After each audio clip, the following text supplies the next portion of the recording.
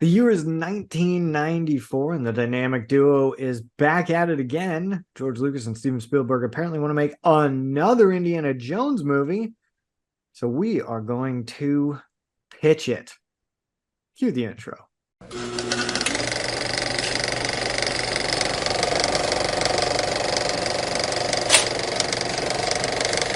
Hi, everybody, and welcome to the Mirror Movie Universe podcast. I'm Nate, one half of the hosting crew of the Shindig of a Show, and across the aisle and across the country from me is Dan. Say hello, Dan.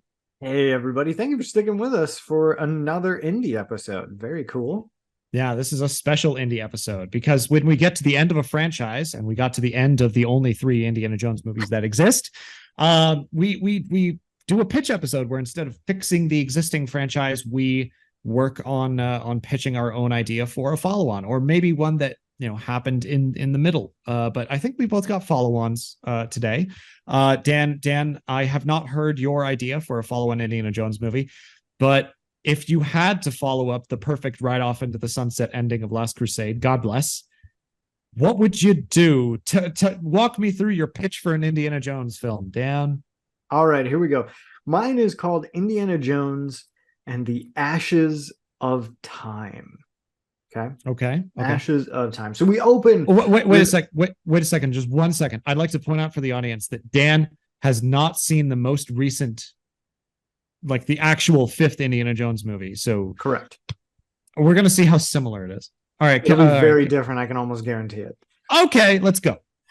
So we open with Indy stealing a priceless artifact from somewhere, a la Raiders of the Lost Ark. Sure. Very cool. Spears coming out of the floor at him. He's dodging stuff. He grabs it. He gets out. He goes back to the university where he is met by an ambassador from that country, wherever it was, let's say Argentina or something, who says, Indy, and the university is like, Indy, you have to give it back. And Indy gives his famous, no, it belongs at a museum. And they're like, no, it doesn't. It belongs to this country. Okay. So as part of his kind of punishment or comeuppance from this, the university says, hey, we have this young art professor named Dr. Smith, played by, I'm going to look up the name just to be sure, played by Jennifer Grey. I was right. From Dirty Dancing and Ferris Bueller's Day Off. And Red Dawn. She's also in Red Dawn. Yeah. Yes. And she is an art professor at this university. And so they say, listen, she is never traveled outside of the country before, and you go everywhere. She's going to go to Europe to look for stolen Nazi art. We want you to go with her. And he doesn't think much of art. He thinks it's kind of stupid and everything. He wants artifacts from history. Blah, blah, blah, blah, blah. Yeah. They go to France for an auction. She spots a fake painting, so it's not a real one. But the clue leads them to a burn room full of full of priceless art that the Nazis had confiscated and set to be burned. They accidentally set off a trap. They're about to be burned alive with it. Yeah. They realize that there's a vent in the ceiling. They climb through, they get out, and Indy is so happy to be alive, and she is distraught at all of the art that is lost. Sure. It is kind of hearkening back to the title, Ashes. It all turns to ash as it is burned. It is Ashes of Time. And she's trying to explain to him that art is more than just pretty pictures. It is history. It is time encapsulated, and it has been lost completely. They find another clue that leads them down to Brazil. They are pursued all this time by a strange, enigmatic figure played by Alan Rickman. Oh, wonderful! Die Hard has come out a couple of years before, and yes. Oh, he's a wonderful villain. That's great. He is great. So he's pursuing them in Brazil. He sabotages their boat. They have to swim to shore. And what's in the water? An anaconda, giant snake. Indy gets his I hate snakes moment. They get to fight and everything. Rickman follows and pursues them through the jungle, where they are attacked by natives. Indy is poisoned. Dr. Smith somehow saves him. And eventually they find this even more evil bad guy, this evil Nazi guy who escaped to Brazil, and he is living in the heart of the jungle. It's very Heart of Darkness here, played by I'm going to say Gene Hackman, and he's got all these different natives under his control, and he's got all these crazy tunnels and everything beneath his compound that he's living in. So they're exploring underneath this compound and everything. Indy is teaching, so Dr. Jones is teaching Dr. Smith about all these booby traps and everything, kind of setting up, oh, maybe she'll be like the next person or whatever. That's kind of cool. They find the art. They find some of this lost art, and they are cornered by Gene Hackman, and he's given like, really hamming it up and chewing the scenery. And even if you get away, what are you going to do? I have all these people are under my control. They'll do anything I say, blah, blah, blah. Alan Rickman turns the corner and shoots him dead. Ha! Wonderful. I love it. So he's got his gun drawn, and he turns to Smith and Jones, and he says, "Give me the painting." And Smith is like, "No, you'll have to kill us." And Indy says, "What do you mean painting?" And Alan Rickman says, "It was my grandfather's." And Smith says, "It belongs in a museum." And Indy says, "No, it belongs to him." Oh, because it's stolen Jewish art from World War II. Okay, that's okay. Okay. It's stolen Jewish art from World War II. And so they give him the painting. By the way, this is based on a real painting called Ashes that was recovered and given to surviving heirs of a Jewish artist. So at the end of it, they Smith and Jones are talking, and she's like, "What are we going to do now?" This was going to go to the university, and it was going to fund all this stuff. And Indy says, "Well, you're going to have to return." He says, "I'm sure that some of it will go to the university, but you're going to have to return it." And she says, "Will you help me do that?" And he says, "No, but I think he will," pointing to Alan Rickman's character. And so this young art professor goes off with Rickman to track down the other heirs of this art. And Indy goes back to doing whatever it is that he does. Okay. And then roll credits, right? Roll credits. Okay. I think I can imagine classic Indiana Jones action scenes happen in all of this. I love the characterization of all of this. I love that I love the sort of semi-twist of Rickman's character. At first, going through this, I was like, I think it would be more poignant if Dr. Smith is her name. If Dr. Smith was familially related to someone that we know. But I like that she's not, actually. I think that was part of the failing of Crystal Skull, was that, oh, it's your son, was a big part of that movie, and it felt a little shoehorned. And not everyone has to be related to everyone. Also a problem with the Star Wars sequels, which, by the way, Dan hasn't seen. You have to say that every time. You're like, this is another movie that Dan hasn't seen. So not at all like Dial of Destiny. Not at all like Dial of Destiny. I'm a big fan of pretty much everything in it, and it's better than my pitch, almost guaranteed. Well, thank almost you. Guaranteed. You're way too kind to me, because it is not a classic indie movie at all. He is not going after an artifact. It's not related to anything that he would be an expert in at all. But I was trying to just give him a little bit of character growth for it belongs in a museum. Colonialism. Let's just take all your stuff and put it in a museum. So. Because here's why I like that. Because I love classic Indiana Jones. I love all of the things about it. But I've got that. I've got Raiders of the Lost Ark on Blu-ray right down here on my shelf. I have at one point in my life seen all of Young Indiana Jones. I don't remember a lot of it, but this reminds me a lot of Young Indiana Jones, where he's not necessarily going after a thing. The plot is more focused on him learning something. And I don't know. It reminds me of like existing Indiana Jones projects happening in the 90s for Young Indiana Jones. So yeah, I like it. It's poignant, and it's nothing like mine. All right. Well, hit me, Nate. What's yours? So same time setting. specifically summer 1945. So the opener is the opening scene, right, is Indiana Jones going after an artifact in Berlin, which at this point, Hitler's dead and Berlin is controlled by the Soviets. And he is working with a Soviet genius older archaeologist named Vladimir, who's played by Anthony Hopkins. I think he would do a rather good job with this. Yeah. And instead of a temple or an ancient site or whatever, he's breaking into a Nazi vault full of stolen artifacts and art. And they get in, and Indiana Jones is there working on this. And Vladimir turns on him and points a gun at him. And Indiana Jones, like they have a shootout or whatever, and Indiana Jones has to escape the city. We get a chase through the streets, and Indy gets away maybe on a plane or something just in time. And the title card flashes. And my movie is going to be called Indiana Jones and the Price of Paradise. It's alliterative. It's whatever. We haven't even gotten into the crap of this movie yet. So we get a scene back at King's College where we get some exposition with Marcus Brody, maybe a cameo from Sean Connery's Indy's dad. Not going on an adventure, but we learned that like archaeologists have been in this Indiana Jones kind of world, have been sent all over the world to protect artifacts by Army intelligence, to try and hide them from Axis powers. So Marion is out somewhere doing this stuff. Sala is out in the Middle East trying to stop or he was in North Africa or something, trying to stop the Nazis from looting stuff.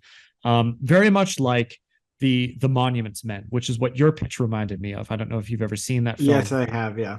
Okay. I rather enjoy the Monuments Men. So this is the Indiana Jones version of it. They have specialists who are, great fighters in combat and all this kind of stuff, and they go out on adventures, but for the U.S. government. And Indy is very excited because his war in Europe is over, and he gets sent by Army Intel to a new mission in the Pacific, and he's quite grumbly about it. The Army Intel guys in Raiders of the Lost Ark were quite awkward. They interrupt each other, and they're kind of like nerdy guys. So one of my Army Intel guys at King's College would be played by Weird Al, and because he's going to show up in every pitch now. And they're like, there's something we got to send you to in the South Pacific, and we're going to have you meet up with our Army intelligence is expert on artifacts in East Asia. Apparently, the Japanese Empire is falling back to protect their home islands, as in reality. But there is a lot of submarine activity in a certain area, and the United States thinks that they might be looking for like a power source of some kind, and they want Indiana Jones to go and get it from the Japanese, and they also want the Soviets to not know about it, because as we saw earlier in the film, maybe the Soviets aren't our allies. So we get to travel by map, and he gets off on the plane on the runway at something like Iwo Jima, and the expert on Asian antiquities is a now 20-year-old Short Round. You brought Short Round back. I did, because so good. Because if you're going to do a torch passing, you don't have to have it be someone familially related to Indiana. You don't have to have it be his son or his long-lost goddaughter or something. Just make it be Short Round. Damn it. So Short Round's back. Oh, that's so good. So he's a total nerd. He's into the archaeology and all of this kind of stuff.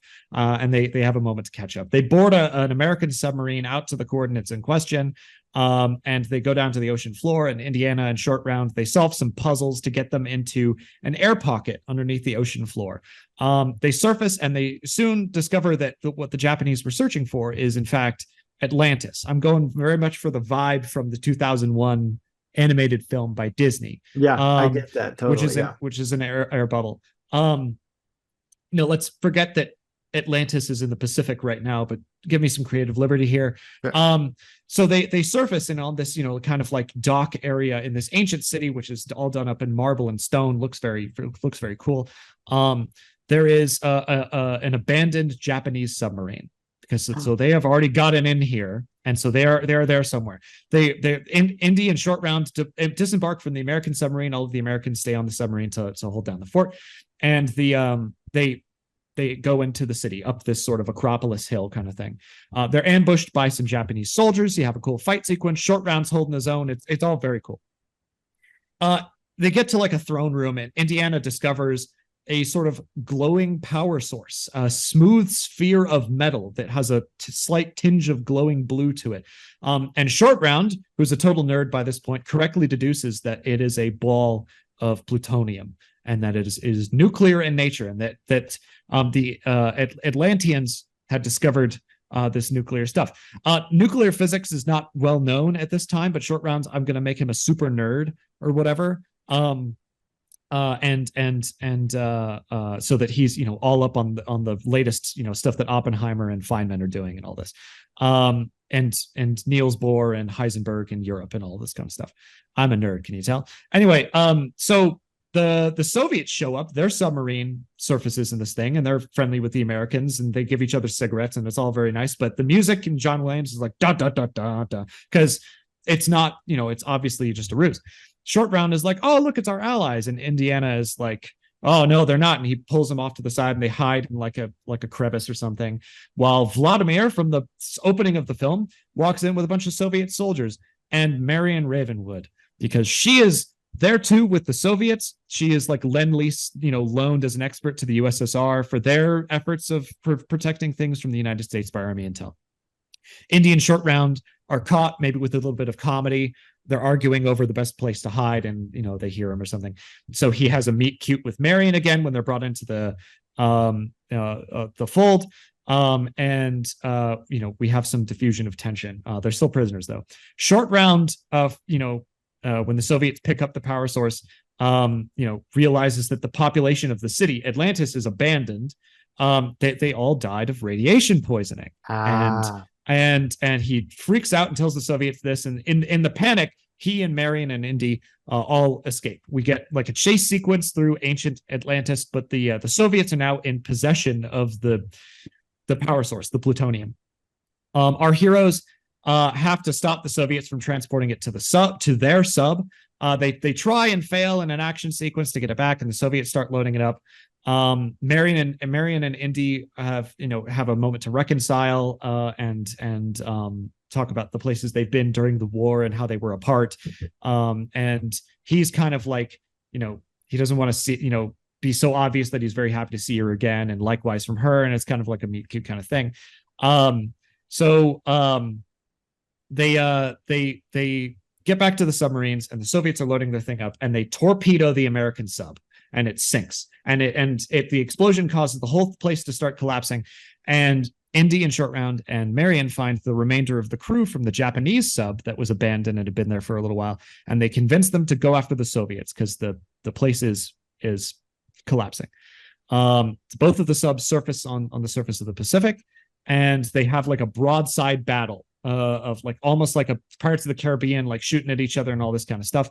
It ends with the Soviet submarine sinking, and Vladimir, the bad guy played by Anthony Hopkins, rather than going down with his shipmates, his comrades, he jumps into the water and swims for the American sub with the plutonium power source. They won't let him on board, and so he reaches to like, you know, threaten to like overload it or something and blow them all up in a nuclear blast or something like that. And before he does, Short Round just shoots him. Because he's learned a thing or two from Indiana. Maybe throughout the film, he was very careful about all of the traps and stuff, and Indiana's like, screw it, let's just go. And so Short Round just shoots the guy, and he falls into the Pacific. The war ends a few days later, and we get a Indy and Marion back together at the end of the film. And the hat is passed to Short Round, because I think that's much better. And the Cold War avoids its start because the Soviets don't get nuclear material for now. I was trying to go for in all of this, I was trying to go for a lot of like the Cold War nuclear stuff, but better in a way that Crystal Skull does it. I think that it's a good outline for the setting and the places, but it doesn't do much with the characters, and I'm not very happy with it. I don't like where it's gone, and I was like, why does my pitch suck? And I was thinking about this, and I was like, because the third movie ended perfectly, and I can't do much more with these characters. But if I, gun to my head, if I was going to make an Indiana Jones movie, several of the things that I would put in, I'd put in that. You are hilarious because every time you do a pitch, I don't know if you've noticed, but every single time you're like, this is terrible. It's just awful. You're so negative about it. Let the internet be negative, man. Like, I will let the internet be negative, but I'm trying to soften the blow. All right, so I'm not a writer. I have never written a screen. Okay, I've tried to write 2 screenplays, but neither of them really got off the ground in any way, shape, or form. And Indiana Jones is like my pun intended holy grail of films. It's very hard to follow up my favorite thing with something that I think could be passable. So my confidence is low, but I want several things. I want him back with Marion. This is something that Crystal Skull I actually like and in Dial of Destiny he ends up with her as well. I want the mantle passed to Short Round. And I want the villain to die because of his own hubris. Mm-hmm. And that's really all I need. The rest is will kind of write itself into place by someone much more adept at writing than me. But yeah, I love it because you take the best of every movie. Marion is by far the best part of Raiders, and you bring her back. I'm very grateful for. Short Round is amazing. You bring him from the Temple of Doom. Like, that's awesome to set him up as the next Indy. Like, gosh, I love that so much. You've just taken like the best parts of each one and put them all together and just been like, here you go. It's one more adventure with all the people that we know and love. Yeah. And I even put Weird Al in there. Look at that. But I know. But very young, almost like niche Weird Al in the early 90s, but why not?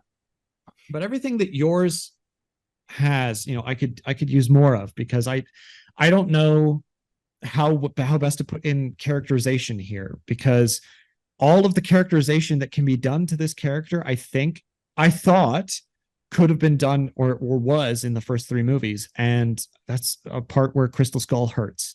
It's a part where Dial of Destiny kind of manufactures its own problems and then solves it about the character. Your film does a better job at changing his characterization for the better, and mine is just some cool settings and action set pieces. No, I think that the biggest thing that yours does is it brings one of my problems with the whole thing with Indy and Marion is she's not seen again after Raiders. Okay, Temple of Doom is a prequel, fine. She's not in The Last Crusade. So bringing her in here, which is something that I didn't do in mine, that I regret, is fantastic because you get more of it. If they are like at the end of Raiders, they are set up to be together. And then what happens? It's just on to the next girl for him. And so I love that you're doing that here. She comes back into his life. Maybe it was that they didn't want to be apart, but work made them fall apart or whatever it was. And they have to reconcile again, and they make some sort of a pact. Like, okay, whatever happens from here on out, we will do it together. We'll tackle it together. We are stronger together. I think that's all the characterization you need. That's all the growth you need, is for him to kind of settle down. And I know that that's what Crystal Skull kind of tried to do by bringing her back. And then, are they going to get married? And it happens at the very end of Dial of Destiny. She's not in Dial of Destiny for 95% of the film, and then they come home together at the very end of the movie. And that works well. I think you could easily do that with yours, like have when he leaves at the end, and Dr. Smith goes off with Alan Rickman's character, just like have him go home to Marion. And instead of this big ride into the sunset, like the triumph is him, settling down. That can work if you do it right. I need that, or some kind of, actual character writing. I'm not a writer in my film, but yeah, I think I think that what you're doing though is fantastic because it not only gives him and Marion a chance to do that, it brings back him in Short Round. And so everything that you get to see from him and his dad in The Last Crusade, Yeah. now with him in Short Round, where he's the father figure. He's so proud of everything that Short Round has done, that he's learning and growing through that. I think there's a lot more characterization than you're giving yourself credit for, man. There's a lot more characterization that's possible. I also gotta figure out the theming of it, because the idea was that, you know, it's called The Price of Paradise, and you know, the you know, at the end of the film, the MacGuffin device is cast back into the ocean because the price of ultimate power, nuclear power in this case, is pestilence and death. And that's what they tried with Crystal Skull, where like ultimate knowledge eventually kills the Russian at the end, but it's just not there. I am proud about one thing though. I'll brag about one thing. Okay, hit me. And this is the difference between Soviets and Price of Paradise, what I'm calling mine, and Soviets in Crystal Skull.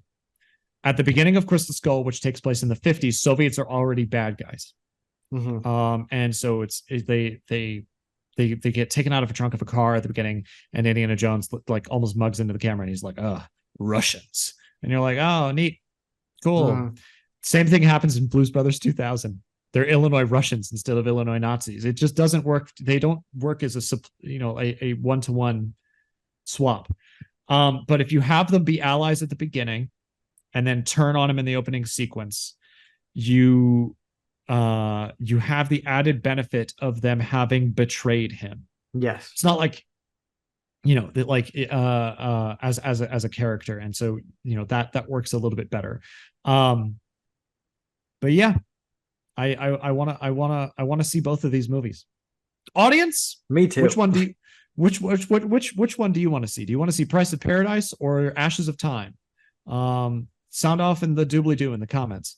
But yeah, or you know, what would you fix about either one of our pitches? Tell us that too. Yeah, how bad are we at this? we know what we love, and we want more along those lines. Yeah. And you know, in large part, that's what we're going to talk about. I don't think up to this point that we've been particularly super negative about anything, even the movies that we don't care about or don't care for. So you know, expect more of the same from us, and expect more pitches that, you know, put our characters that we love in new situations that we come up with off the fly. So yeah. And if you expect more from us, please, you know, like, comment, subscribe, bullcrap, because then it'll tell you when new stuff comes out Tuesday, and then you'll get to watch it, Tuesday, which is cool. Yeah, absolutely. So all right, thank you so much for being with us. We hope that this finds you well, and have a good one. See you, everybody.